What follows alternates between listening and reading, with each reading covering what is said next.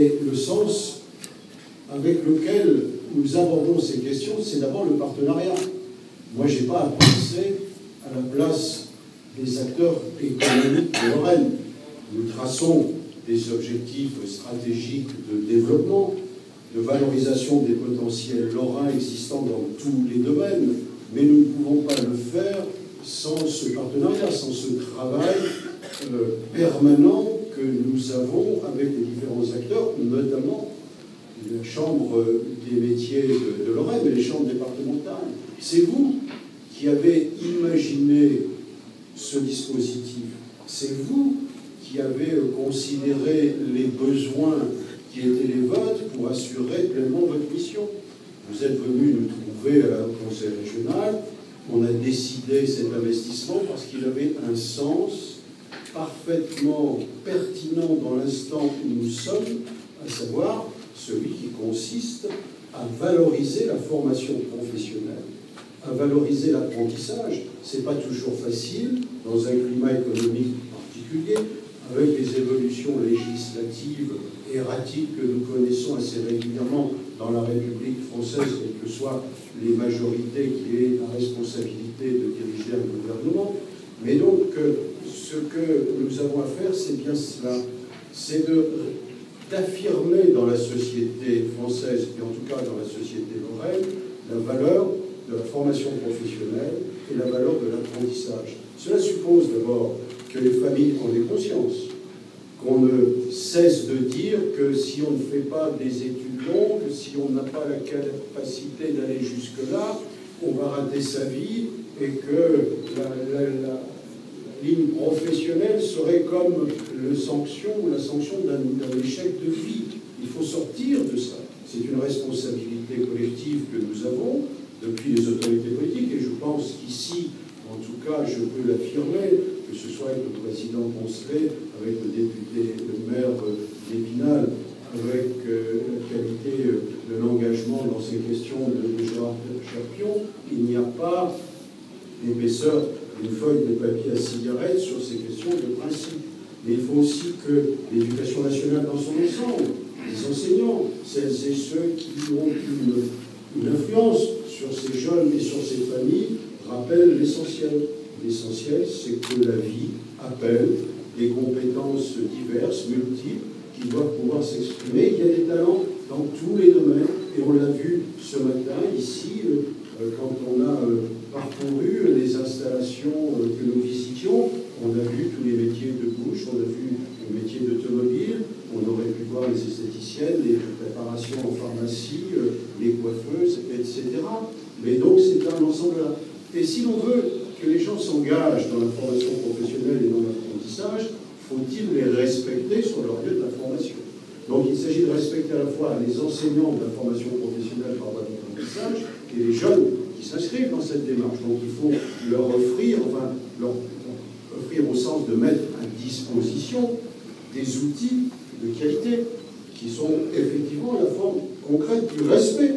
Puisqu'on dit engagez-vous dans cette direction, eh bien, il faut qu'il y ait une chaîne complète depuis la qualité des installations, les outils techniques qui sont mis à disposition, la qualité des formateurs et une stratégie. Il faut que les gens sachent dans quelle direction nous allons collectivement. Le sens, c'est la création de valeur, c'est la création d'emplois, c'est de prendre des positions dans le champ de l'économie compétitive, concurrentielle du XXIe siècle. La Lorraine dispose de potentiels importants, le département des Vosges aussi, malgré toutes ces difficultés, tous ces soucis, toutes ces remises en cause, effectivement, qu'apporte la compétition ouverte d'un monde globalisé. C'est sûr, c'est difficile, ça met en cause des situations, des entreprises. Dans moins d'une heure, avec le président Poncelet, on sera ensemble sur le dossier UPM. On ne lâche rien, on va le plus loin possible pour apporter la solution. Il faut accompagner des entreprises qui prennent des positions au plan mondial dans les effets dominants que l'on connaît dans l'économie vosgienne aujourd'hui. C'est la filière bois. J'étais avec Ségolène Royal à Brome hier, parce qu'elle est intéressée, par exemple, ce que représente l'initiative autour de Saint-Dié, de la construction de maisons en bois, pour labellisation nationale. Comment on valorise effectivement tout ce qui se fait dans notre région et dans département des Vosges. Donc on est là dans notre responsabilité naturelle, je veux dire. Ça permet de dire aussi à des citoyens qui disent à quoi servent les élus, une fois, pas seulement à prendre des impôts, mais aussi à prendre des décisions plutôt intelligentes, plutôt coordonnées, plutôt cohérentes et finalement efficaces pour les citoyens auxquels on s'adresse. Donc c'est cette démonstration par l'action aussi qui est apportée là. Alors, on le fera peut-être demain dans des espaces de territoire différenciés, il y a des débats. Il faut effectivement simplement considérer que ce que veulent nos concitoyens, comme nos entreprises d'ailleurs, c'est le sens des décisions, c'est la cohérence des mesures, c'est la visibilité, tout simplement l'accessibilité facile. Alors, il faut en effet que les élus soient capables de dépasser leur précaré, leur posture individuelle, leur vision parfois liée à un espace fermé. Il faut effectivement oser regarder le monde tel qu'il est. Et ce monde, il est concurrentiel. Donc il faut qu'on amène le potentiel lorrain au meilleur niveau. Et dans le même temps, c'est des affirmations sur la formation, sur les adaptations, sur les qualifications, sur le changement.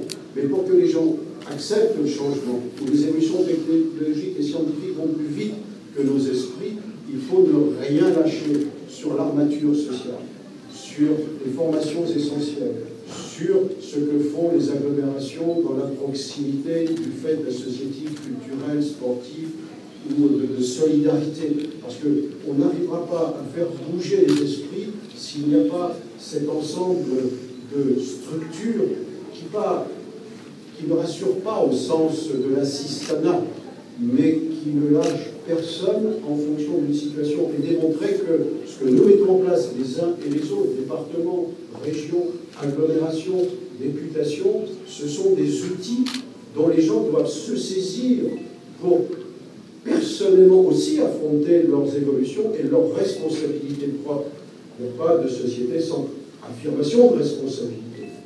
La responsabilité elle est collective, mais elle est aussi individuelle. Donc il faut tenir ces deux éléments, à la fois le projet de reconquête industrielle et tout ce qui permet aux personnes individuellement de pouvoir s'inscrire dans un projet collectif. Et là, c'est la démonstration, je crois, que nous avons fait ensemble ce matin de cette intelligence collective, valorisant le territoire, valorisant du potentiel et offrant à des jeunes un chemin de vie.